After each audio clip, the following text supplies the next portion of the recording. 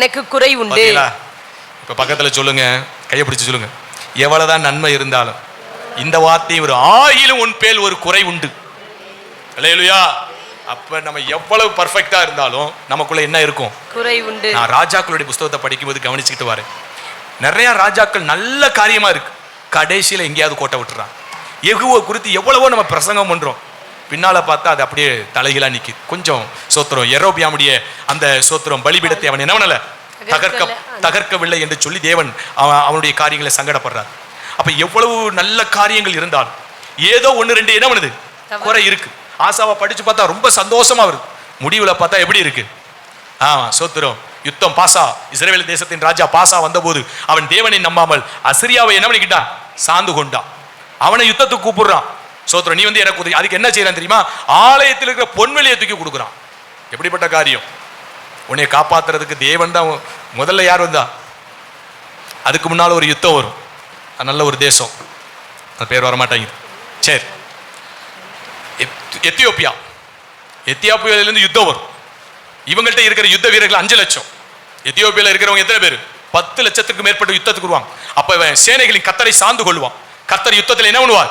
பெரிய வெற்றியை கொடுத்து அது நிமித்தமா பெரிய லாபம், ஆசீர்வாதத்தை கொடுப்பார். இப்படி காலங்கள் கடந்து போகுது. அதுக்கப்புறம் ஆசாரிகளை நியமிக்கிறான், எல்லாருக்கும் சத்தியத்தை சொல்றான். அப்புறம் விக்கிரக காரியங்களை அகற்றான். ஆசாவுடைய வாழ்க்கை ரொம்ப நல்லா இருக்கு. அதுக்கு அடுத்து பார்த்தா இஸ்ரவேல் தேசத்திலிருந்து ராஜா என்ன பண்ணுகிறார், பாசா வந்து இஸ்ரவேல் தேசத்திற்கும் யூதியா தேசத்துக்கும் போக்குவரத்து இருக்கக்கூடாது ஒரு பெரிய காம்பவுண்டே கத்துறான். அப்ப என்ன பண்ணுவான், அசிரிய ராஜாவிட்ட இந்த ஆலயத்துக்கு பொன்வெளியை எடுத்து கொடுத்து நீ அவனோட யுத்தம் பண்ணு. அப்ப இவன் விட்டுட்டு என்ன பண்ணிடுவான், போயிடுவான். காரியம் நடந்துச்சு. அதே போல அந்த பொன்வெளியை வாங்கிட்டு அசிரிய ராஜா யாரோட யுத்தம் பண்ணுவான்? இஸ்ரவேல் தேசத்தின் ராஜா பாசாவோட யுத்தம் பண்ணுவான். அதனால இவன் இந்த வேலையை விட்டுட்டு போயிடுவான். இவன் இந்த வேலையில இருந்த அந்த கல்லெல்லாம் எடுத்து 2 கோபுரத்தை கட்டிடுவான். காரியம் நடந்தது. பின்னால கர்த்தர் தீர்க்கதரிசியை வச்சு சொன்னாரு, நீ என்ன நம்பாம யாரை நம்பிட்ட? அசிரிய தேசத்தின் ராஜாவை நம்பினபடினால் இனி யுத்தங்கள் நடக்கும். இனி உனக்கு என்ன இருக்காது, சமாதானம் இருக்காது. சரி, அதையாவது கேட்டு மனம் திரும்பணுமா இல்லையா? ஊழியக்காரர் சொன்னார்ன்ட்டு அவர் மேல பகைச்சு அவரை தூக்கி எங்க தூக்கி போட்டான்? சிறையில போட்டான். அடுத்து காலில் ஒரு வியாதியை கொடுத்தார். அப்பயாவது உணர்வடைஞ்சானா? இல்ல. அதுக்கப்புறம் பார்த்தா பரிகாரியை போனா, அத்தோட செத்தே போனா. முடிவு இப்படித்தான் எழுதியிருக்கு ஆசாவை குறித்து. பார்த்தேன் எத்தனை ராஜாக்கள் இருந்தாலும் சோத்திரம், ஒவ்வொரு ஆளையும் பார்த்தா கடைசியில் எங்கேயாவது ஒரு இடத்துல என்ன பண்ணிடுறாங்க, அப்ப உன்னிடத்தில் ஒரு குறை உண்டு. அப்ப நம்மள்ட்ட ஒரு குறை இருக்கு. எவ்வளவுதான் பர்ஃபெக்டா இருந்தாலும் நமக்குள்ள எங்கேயாவது ஒரு இடத்துல சத்துரு என்ன பண்ணிருப்பான். அப்ப நான் ஆண்டவர் என்னிடத்துல என்ன குறை இருக்கு அதை கண்டுபிடிச்சு என்ன பண்ணணும், அதை அழிக்கணுமே. அப்படிப்பட்ட இடத்துக்கு என்ன பண்ணிடக்கூடாது, போயிடக்கூடாதே. சோத்திரம், சாலமோனை பார்க்கிறோம், அவ்வளவு தேவனிடத்துல ஞானத்தை பெற்ற மனுஷன் தான். ஆனா அந்நியரோடு அவன் ஐக்கிய வைத்ததுனால சோத்திரம், ஆலயத்தை கட்டின தேவ மனுஷன் கடைசியில பாகால்களுக்கு விக்கிற காரியங்கள் என்ன ஆயிடுச்சு, செய்ய வேண்டியதாகி போச்சு இல்ல. சோத்திரம், எப்படிப்பட்ட ஒரு வழி விலகல், எப்படிப்பட்ட ஒரு காரியம். அப்ப இப்படி எல்லாம் சோத்திரம் நிறைய ராஜாக்கள் நீங்க படிக்கும்போது நல்ல கவனமா படிங்க. ராஜாக்கள் வேதத்தை நல்லா படிச்சாதான் சோத்திரம். முழுவதும் ஒஸ்டா இருக்கிறது வேற. ஆகாப்பெல்லாம் பார்த்தீங்கன்னா முழுக்க சோத்திர எசபேலுடைய வார்த்தை கேட்டு அவன் வழி விலகி போனான். ஆனா நல்ல நல்ல ராஜாக்கள் இருக்கிறாங்க, அவங்கள கர்த்தருக்கு ரொம்ப செம்மையா நடந்தவங்க. ஆனா முடிவுல எங்கேயாவது என்ன பண்ணிடுவாங்க, கோட்டை விட்டுருவான். அப்படி அதெல்லாம் ஏன் எழுதி வச்சிருக்கிறார், நீங்களும் நானும் கவனிக்கணும். அல்லேலூயா. அப்ப சோத்திரம், அப்ப இவ்வளவு நல்ல காரியங்களை தேத்திரா சபையை குறித்து சொல்றாரு. இப்ப சொல்றாரு, ஆயில் உன் பேரில் எனக்கு என்ன உண்டு, குறை உண்டு. என்னன்னு வாசிங்க. என்னவெனில் தன்னை தீர்க்கதரிசி என்று சொல்லுகிற ஏசபேல் என்னும் ஸ்ரீயானவள் என்னுடைய ஊழியக்காரர் வேசித்தனம் பண்ணவும் விக்கிரகங்களுக்கு படைத்தவைகளை புசிக்கவும் அவர்களுக்கு போதித்து அவர்களை வஞ்சிக்கும்படி நீ அவளுக்கு இடம் கொடுக்கிறாய். பத்தியா, வேசித்தனத்திற்கும் அதுபோல விக்கிரகத்துக்கு படைக்கப்பட்டதை புசிப்பதற்கும் நீ என்ன பண்ணுகிறாய், போதித்து. ஆமா, அந்த போதனைக்கு நீ இடம் கொடுத்தாய் என்று அந்த சபையை குறித்து ஒரு குறை உண்டு என்று சொல்லி இரட்சகர் சொல்லுகிறார். அல்லேலூயா. வேசித்தனம் ஒழுக்கக்கேடான ஒரு வாழ்க்கை, அதுக்கு பேர் தான் என்ன, சோத்திரம். அதுல 2 விபச்சாரம் சொல்லுவாங்க, வேசித்தனம் சொல்லுவாங்க. ஆமா, சோத்திரம். 2-3 பகுதிகளுக்கு வேசித்தனம் அப்படின்னு சொன்னா திருமணத்திற்கு முன்பதாக ஒரு பகுதியை கொண்டு வராங்க. சோத்திரம், ஒழுக்கக்கேடான ஒரு வாழ்க்கை. சோத்திரம், விபச்சாரம் சோத்திரம் திருமணத்திற்கு பின்பதாக ஒழுக்கக்கேடான ஒரு வாழ்க்கை. ஆனா இன்னும் சோத்திரம் ஆழமா இதை போய் சிந்திச்சு பார்க்கும்போது ஆமை சோத்திரம் தன்னுடைய மாம்ச இச்சைக்காக கல்யாணத்துக்கு முன்னோ பிந்தியோ அவர்கள் வழி விலகிறது, அது வேசித்தனத்திற்கு ஒப்பனையா இருக்கிறது.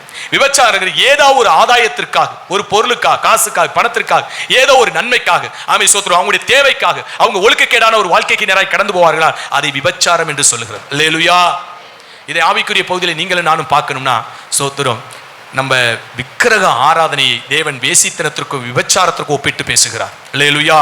இதை விக்கிரக ஆராதனை. இஸ்ரவேலை குறித்தும் யூதாவை குறித்து சொல்லும்போது அவை சோத்திரம் அவர்கள் வேசியாய் போனார்கள், விபச்சாரியாய் போனார்கள் என்று சொல்லி பேசுவார். என்னன்னா அவங்க மெய் தேவனை வழிபடுகிற வழிபாட்டை விட்டு அவங்க எங்க போயிட்டாங்க?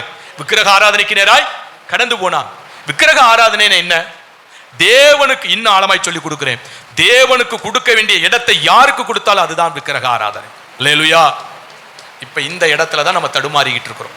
ஞாயிற்றுக்கிழமை ஆராதனை, நமக்கு ஒரு விசேஷம், ஒரு பத்திரிக்கை இல்ல ஒரு கன்வென்ஷன், ஒரு கூட்டம் சோத்திரம் ஒழுங்கு செய்யப்பட்டிருக்கு அப்படின்னா அந்த இடத்துல நம்ம ஒரு விசேஷத்துக்கு முக்கியத்துவம் கொடுப்போமானால் அதுக்கு பேர் தான் என்ன? அதைத்தான் இன்னைக்கு ஆவிக்குரிய பிள்ளைங்க செய்யறாங்க, விக்கிரக ஆராதனை. கடந்த நாட்கள்ல சோத்திரம் ஒரு திருமணம், எனக்கு பத்திரிக்கை வந்து பார்த்தேன் சோத்திரம். என்னைக்குன்னு பார்த்தா கன்வென்ஷன் கூட்டத்தின் நடுவில் நிற்கிது. கன்வென்ஷன் நடக்கிற கூட்டத்தில் வச்சிருக்கிறாங்க சோத்திரம். இப்போ அவங்க ரொம்ப முக்கியமானவங்க தான் வச்சுக்கோங்க. இப்போ நம்ம என்ன செய்யறது? அவங்க ரசிக்கப்பட்டவங்க, நம்முடைய சபையோடு ரொம்ப ஐக்கியமாக இருந்தவங்க. ஆனால் திருமணத்தை எப்போ வைக்கிறாங்க? அந்த கன்வென்ஷன் வைக்கிறாங்க. இப்போ சோத்திரம் இதற்கு நான் போகலை. ஏன்னா எனக்கு கூட்டம் முக்கியம், எனக்கு கொடுக்கப்பட்ட ஐக்கியம் முக்கியம், எனக்கு ஊழியம் முக்கியம் சோத்திரம். அப்போ ஊழியர்கள் கூட்டத்துக்குள்ளே ஒரு சிலர் போயிட்டு வராங்க. தேவ மக்களுக்கு நான் சத்தியத்தை கொடுக்குறேன், நீ முந்திப்போ பிந்திப்போ, 3 நாள் கூட்டம்னா அதுக்கு இடையில நீ போகக்கூடாது. அப்படின்னா தேவனை விட்டுட்டு என்ன பண்ற? போகிற. அதுதான் விக்கிரக ஆராதனை. எப்படி விக்கிரக ஆராதனை செய்வேன்? அதானே வேசித்தனம், அதானே விபச்சாரம்.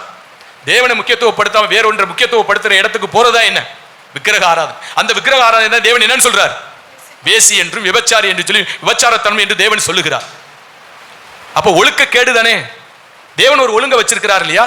கன்வென்ஷன் நியமிக்கப்பட்டு தன நாட்களுக்கு முன்னாலே அறிவிக்கப்பட்டிருக்கு. அந்த கூட்டங்களுக்கு நடுவில் எதையாவது ஒன்று கொண்டு வந்து அந்த இடத்தை போய் நிறைவேற்ற இடத்துக்கு போனா அந்த இடத்தை நிறைவேற்ற யாரா இருந்தாலும் அவங்க விக்கிரக ஆராதனைக்கு போறாங்க. அவங்க ஒழுக்கக்கேடான வாழ்க்கைக்கு நேர போறாங்க. ஆவிக்குரிய பகுதியிலே அவர்கள் வேசிகளும் விபச்சாரிகளுமாய் இருக்கிறார்கள். அல்லேலூயா.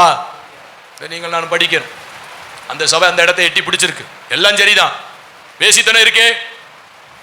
ஆராதனை நாட்கள்ல தேவனை முக்கியத்துவப்படுத்தாம சோத்திர உலக விசேஷத்தின் காரியத்தை யார் எந்த தேவ பிள்ளையானால் எந்த ஊழியர்கள் முக்கியத்துவப்படுத்தினாலும் அவர்களை பார்த்து தான் வேதம் சொல்லுது, ஆனாலும் உன்னிடத்திலே ஒரு குறை உண்டு, நீ வேசி மார்க்கத்திற்கு என்ன பண்ணுகிறாய், ஒழுக்க கேடான காரியங்களுக்கு என்ன பண்ணுகிறாய், இடம் கொடுக்கிறாய் என்று சொல்லி. அல்லேலூயா. அப்படி நம்ம வாழ்க்கையில என்னைக்கு வந்துடக்கூடாது சோத்திரம். கன்வென்ஷன் கூட்டமா, அதெல்லாம் எத்தனை நாட்களுக்கு முன்பதாய் அறிவிப்பு கொடுக்கப்படுகிறது, எத்தனை மாதங்களுக்கு முன்பதாய் அறிவிப்பு கொடுக்கப்படுகிறது சோத்திரம். ஞாயிற்றுக்கிழமை ஆராதனை சோத்திரம் எத்தனை ஆண்டுகளுக்கு, 6000 7000 ஆண்டுகளுக்கு முன்பதாய் கர்த்தர் என்ன பண்ணிட்டார்? அதை பரிசுத்த நாள் என்று தேவன் என்ன பண்ணிட்டார்? அதை ஒதுக்கிட்டார். அந்த இடத்துல நீங்கள் நான் எப்படி இருக்கணும்? கவனமா இருக்கணும். தேவனுக்கு மகிமை உண்டாகட்டும். அல்லேலூயா. அப்படி சோதரர் எப்படி போக முடியுமா? எப்படி நீங்க என்ன செய்யலாம்னு இருக்கிறீங்க? ரொம்ப நெருங்கின சொந்தம் என்ன பண்றது? சோதரம் கர்த்தர் இப்படி கொடுப்பார் சாட்சி சோதரம். வாயின் முன்னிடத்தில் ஒரு குறை உண்டு. அதனால முதல்ல விக்கிரக ஆராதனை தான் வேசித்தன விபச்சாரம். விக்கிரக ஆராதனை என்ன? தேவனை முக்கியத்துவப்படுத்துற இடத்துல யாரை கொண்டு வந்து வச்சுட்டாலும் அதுக்கு பேர் என்ன? விக்கிரக ஆராதனை. அதுல நீங்கள் நான் கவனம் செலுத்தும். அல்லேலூயா. அதுல நமக்கு திருவிருந்து, கன்வென்ஷன், பரிசுத்த ஆராதனை இதெல்லாம் ரொம்ப முக்கியமான ஒரு பகுதி. இந்த இடத்துல சோத்திரம் சொந்தக்காரன், ஊருக்காரன், உறவுக்காரன் சோத்திரம் இல்லை, அந்த ஊழியர் இந்த ஊழியர், இந்த விசுவாசி அந்த விசுவாசி, எந்த சாக்கு பக்கம் சொல்லக்கூடாது. அந்த இடத்துக்கு வந்துட்டாலே விக்கிரக ஆராதனை போயிட்டு அவங்கள பார்த்து கத்த சொல்லுவார், இவங்க என்ன முக்கியத்துவப்படுத்தல, இவங்க ஒழுக்க கேடா போறாங்க, அவங்கள பார்த்து சோத்திரம் வழிவிலகல் என்று சொல்லி அவர் வேசி என்று சொல்லுவார், விபச்சாரி என்று சொல்லுவார். அல்லேலூயா. 2 காரியத்துக்காக நடக்கும். வேசி விபச்சாரம் என்ன சொன்னேன்? 1 தங்களுடைய சுய விருப்பம், தங்களுடைய இச்சையின்படி. 2வது ஏதோ ஒரு ஆதாயம். இது 2க்காக தான் கத்தரை விட்டு வேற ஒரு காரியத்தை பிடிக்கிறாங்க. அல்லேலூயா. அவங்களுக்கு விருப்பம் இல்லைன்னா அதுல ஒரு ஆதாயம். இந்த 2 காரியத்துக்காக. அதனால சோத்திரம் அந்த அப்படிப்பட்ட ஒரு வேசித்தனமோ விபச்சாரமோ அந்த சோத்திரம் தேத்தரா சபையில் இருந்தது போல நமக்குள்ள என்ன பண்ணிடக்கூடாது? வந்துடக்கூடாது. எழுத்தின்படி வந்துடக்கூடாது, ஆவியின்படி வந்துடக்கூடாது. அல்லேலூயா. ஆவினா என்னன்னு புரிஞ்சுச்சா? தேவனை வைக்க வேண்டிய இடத்துல என்ன பண்ணிடக்கூடாது? ஆமா சோத்திரம். சில பேர் புருஷன், சில பேர் மனைவி, சில பேர் பிள்ளைகள். யாரை வைக்க வேண்டிய இடத்துல? இரட்சகரை வைக்க வேண்டிய இடத்துல. புருஷனை வச்சாலும் விக்கிரகம், மனைவியை வச்சாலும் விக்கிரகம், பிள்ளைகளை வச்சாலும் விக்கிரகம், வீட்டை வச்சாலும் விக்கிரகம், ஆஸ்தியை வச்சாலும் விக்கிரகம், வேலையை வச்சாலும் விக்கிரகம், பொண்ணை வச்சாலும் விக்கிரகம். அவன் தேவனை வைக்க வேண்டிய இடத்துல எதை வச்சாலும் விக்கிரகம். அல்லேலூயா. அதனால சோதரர் அந்த வேசித்தன விபச்சாரம் இருக்கக்கூடாது. 2வது போதனை, விக்கிரகங்களுக்கு படைத்தவைகளை என்ன பண்ணக்கூடாது? யாராவது சாப்பிடுறீங்களா? சொல்லவா எத்தனை பேர் சாப்பிடுறீங்கன்னு? இது எழுத்தின்படி பார்த்தா விக்கிரகத்துக்கு முன்னால வச்சதை சாப்பிடக்கூடாது, அதானே? அல்லேலூயா. ஆவியின்படி விக்கிரகங்களுக்கு படைச்ச புசிக்கிறது என்ன சோத்திரம்? எத்தனை சடங்கு சம்பிரதாயத்துக்கு போறீங்க, அதெல்லாம் என்னது? கருமாதிக்கு போய் சாப்பிட்டு வந்தீங்களா? காது குத்துக்கு போயிருக்கீல, வளகாப்புக்கு, சடங்குக்கு, சோத்திரம், இதுக்கெல்லாம் போய் சாப்பிட்றதெல்லாம் அதான் விக்கிரகத்துக்கு முன்னால வைக்கிறத புசிக்கிறதுக்கு சமம். அல்லேலூயா. இது எங்க வேதத்தில் இல்லையே. எங்கேயாவது சடங்கு சுத்த சொல்லியிருக்கா? பைபிளில் சொல்லியிருக்கா? சொல்லுங்க. காது குத்த சொல்லியிருக்கா? அப்புறம் கருமாதி சொல்லியிருக்கா? கருமாதி சொல்லியிருக்கா? ஒன்று சொல்லியிருக்குன்னு சொல்லுங்க, இல்லைன்னா இல்லைன்னு சொல்லுங்க. ரெண்டுல ஏதாவது ஒன்று சொல்லணும். அல்லேலூயா. கருமாதி சொல்லலை. மொட்டை அடிக்க சொல்லியிருக்கா? காது குத்த சொல்லியிருக்கா? இல்லை. சோத்திரம். அதுக்கப்புறம் வளகாப்பு ஏதாவது இருக்கா? இல்லை. சடங்கு இருக்குதா? இல்லை. இதெல்லாம் அப்புறம் எங்கேருந்து வந்துச்சு? இது புறஜாதியுடைய மார்க்கம். புறஜாதி மார்க்கத்தை எப்படி கொண்டு வந்தாங்க? அந்த விக்கிரகத்துடைய வழிபாட்டுக்குள்ள வந்த ஒரு பகுதி. அந்த பகுதியில் ஒரு விசேஷம் சொல்லி உங்களுக்கு வைக்கிறாங்க. வச்சா நம்ம போய் மொய்யை எழுதி நல்லா சாப்பிட்டுட்டு வரோம். அது விக்கிரகத்துக்கு முன்னால வைக்கிறத நீங்க புசிச்சுட்டு வரீங்க. அந்த பாவம் இருக்குன்னு சொல்லி தான் தேத்திரா சபைக்கு தேவன் பேசுகிறார். அல்லேலூயா. அது தெரியல, விக்கிரகத்துக்கு முன்னால சாப்பிட்ற மாதிரி தெரியல. சோதரர், ஏதோ விசேஷத்துக்கு போயிட்டு வந்தீங்கன்னு தானே தெரியுது. இந்த பாவம் இருக்குன்னு சொல்லி எப்படிங்க சபையில் இவ்வளவு நற்குணம் இருக்கிறவங்க எப்படி விக்கிரகத்துக்கு முன்னால போய் உட்காந்து சாப்பிடுவாங்களா? அந்த நற்குணத்தை ஏதாவது ஒன்னாவது நம்மள்கிட்ட இருக்கா? அவங்க சொல்ற மாதிரி சாட்சி கொடுக்க முடியுமா? தேவனே சாட்சி கொடுக்கிறார். உன் கிரியைகளை கண்டேங்கிறார், உன் விசுவாசத்தை பார்த்தேங்கிறார், உன் அன்பை பார்த்தேங்கிறார், உன் ஊழியத்தை பார்த்தேங்கிறார், உன் பொறுமையை பார்த்தேங்கிறார். அதுக்கப்புறம் சோதரம், நீ முன்பு செஞ்ச கிரியை இப்ப அதிகமாக செய்யறேங்கிறார். இதுல ஏதாவது ஒன்னையாவது தேவன் நம்மளை குறித்து சொல்ல முடியுமா? ஆனா அந்த சபையில தான் சொல்றாரு, உன் குறை இருக்குப்பா, வேசித்தனம் இருக்குங்கிறார். மாம்சத்தின்படி செய்வாங்களா? இவ்வளவு ஆவிக்குரிய ஜீவியத்தில் வளர்ந்து வந்தாங்க, அந்த இடத்துக்கு இடம் கொடுப்பாங்களா? விக்கிரகத்துக்கு முன்னால படைச்சதை புசிக்கிறேன்னு சொல்றாரு. எப்படி சொல்லுவாரு? அப்படி வருமா? அப்படி போய் சாப்பிடுவாங்களா? நீங்க சாப்பிடுவீங்களா? இப்ப நம்மளே சாப்பிடாதுன்னா நம்மளோட மேலான ஆவிக்குரிய நிலைமையில எப்படி அதை செஞ்சாங்க? இந்த இடம் தான். அல்லேலூயா. தேவனை வைக்க வேண்டிய இடத்துல அவங்க என்ன பண்ணிட்டாங்க? வேறொரு காரியத்தை கொண்டு விக்கிரக காரியத்தை இடம் கொடுத்ததுனால அது வேசித்தனமாய் போச்சு. அதை தான் விபச்சாரம் என்று சொல்லுகிறார். அப்படிப்பட்ட இடம் ஒரு நாள் ஒருபோது நம்முடைய வாழ்க்கையில் என்ன பண்ணக்கூடாது? ரெண்டாவது சொல்லப்பட்டிருக்கு, ஆமை சோத்திரம், விக்கிரகம் முன்னால விக்கிரகத்தை சேவிக்கிறது ஒண்ணு, ரெண்டாவது விக்கிரகத்துக்கு முன்னால வச்சதை என்ன பண்றாங்க? ஆமா, விக்கிரகத்தை சேவிக்கிறதும் அது ஒழுக்கக்கேடான காரியத்துக்கு ஒப்பிட்டு சொன்னேன். இது விக்கிரகத்துக்கு முன்னால படைச்சதுன்னா இந்த பாரம்பரியங்களுக்கு இடம் கொடுத்து அதுக்கு முக்கியத்துவத்தை கொடுத்து அந்த விருந்துல போய் நல்லா சாப்பிட்டுட்டு வரோம் பார்த்தீங்களா? அதான் விக்கிரகத்துக்கு முன்னால என்ன பண்றது? புசிக்கிறது. இதுதான் உங்கள்ட்ட இருக்கிற தப்புன்னு ஆண்டவர் சொல்றார். வாசிங்க தொடர்ந்து. அவள் மனம் திரும்பும்படியாய் அவளுக்கு தவணை கொடுத்தேன். பாருங்க, இது இந்த பிரசங்கத்தை நம்ம இன்னைக்கு தான் புதுசா பண்றேன்னா, இந்த பிரசங்கத்தை இந்த வசனத்தை சொல்லும் போது நம்ம சொல்லி வர்றோம். அப்ப அவர் சொல்றாரு, இதுல இருந்து மனம் திரும்ப சொல்லி பல முறை பேசி அவங்களுக்கு தவணை கொடுத்தேன். தன் வேசி மார்க்கத்தை விட்டு மனம் திரும்ப அவளுக்கு தேவனை வைக்க வேண்டிய இடத்துல தேவனை வைக்காம அவங்க உலகத்தின் காரியங்களை கொண்டு வந்து விக்கிரகத்தை வைத்து அப்படிப்பட்ட வேசி மார்க்கத்தை விட்டு அவங்க என்ன பண்ணல? மனம் திரும்ப அவளுக்கு விருப்பம் இல்லை. இதோ நான் அவளை கட்டில் கிடையாக்கி, அடுத்து சொல்றாரு பாத்தீங்களா? எங்க தூக்கி போடுறாரு பாத்தீங்களா? அவளை கட்டில் கிடையாக்கி அவளுடனே விபச்சாரம் செய்தவர்கள் தங்களுடைய கிரியைகளை விட்டு மனம் திரும்பாவிட்டால் அவர்களையும் மிகுந்த உபத்திரவத்திலே தள்ளி, அவ செஞ்சது மாத்திரமல்ல அவளோட சேர்ந்துகிட்டு ஒரு கூட்டம் போகும் பாத்தீங்களா? ஒரு விசுவாசி தப்பு செஞ்சா அதுக்கு ஜால்ரா அடிக்கிறதுக்கு சரின்னு சொல்றதுக்கு 4 பேர் இருப்பான், தவறுன்னு சொல்றதுக்கு 4 பேர் இருப்பான். அல்லேலூயா. அதனால அவளோடு கூட தேவனுக்கு முக்கியத்துவம் கொடுக்காம உலக காரியம் தான் முக்கியம் சொல்லி கடந்து போனவங்க, அப்படிப்பட்டவங்க மனம் திரும்பாவிட்டால் அவங்களை என்ன பண்ணுவேன்? மிகுந்த உபத்திரவத்திலே தள்ளி அவளுடைய பிள்ளைகளையும் கொல்லவே கொல்லுவேன். அப்பொழுது நானே உள்ளந்திரியங்களையும். என்ன நீங்க அப்படி யோசிக்காதீங்க, சரீரப்பிரமம் இல்ல, தேவனுக்கு உன் பிள்ளைக்கு எனக்கு சம்பந்தம் இல்லைன்றுவார். உனக்கு எனக்கு சம்பந்தம் இல்லைன்னா உன் பிள்ளைக்கு எனக்கு என்ன சம்பந்தம்? இதை புசிக்கிற நாளிலே சாகவே தேவன் விட்டு விலகிடுவார். அது அந்த பதத்தை தான் என்ன சொல்லிருக்கு? தேவன் இல்லாத வாழ்க்கை ஜீவன் இல்லாத வாழ்க்கை. அதான் வேதம் சொல்லு, மரித்தோர் என்ன பண்ணட்டும்? தேவன் இல்லைனாலே தேவனுடைய பார்வையில் அந்த மனிதர்கள் எப்படிப்பட்டவங்க? செத்த சடலத்துக்கு சமம். அதனால ஒருத்தன் செத்து போயிட்டானா, செத்தவன் அடக்கம் பண்ணட்டுண்டா, விடுறா, நீ என்னை பின்பற்றி வா அப்படிங்கிறார். அப்ப தேவன் அவங்களை விட்டு என்ன பண்ணிடுவார்? பிள்ளைகளை விட்டு என்ன பண்ணிடுவார்? விலகிடுவார்.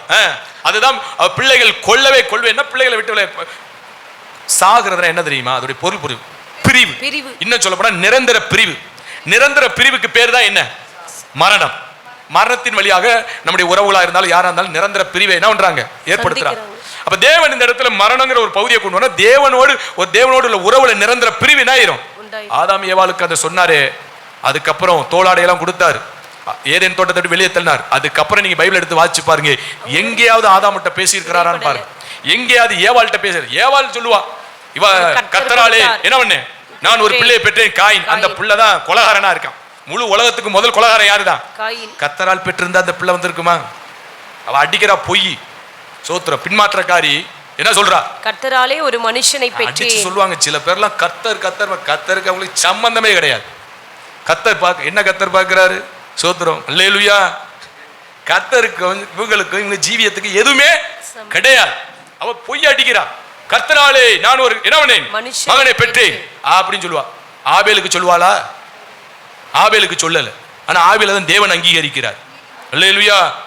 சோத்திரம். ஏன் ஆபேலுக்கு சொல்லல? ஆபேலை தேவன் தருகிறார். சாத்தான் எவ்வளவு வஞ்சிக்கிறா மத்தியில. ஆபேலுக்கு எப்படி போட்டு வாசிங்க. ரெண்டாவது பிள்ளை எப்படி பெத்தெடுக்கிறா? பைபிளை நிதானமா வாசிங்க. 4வது அதிகாரம், ஆதியாகமம் 4:1 வாசிங்க.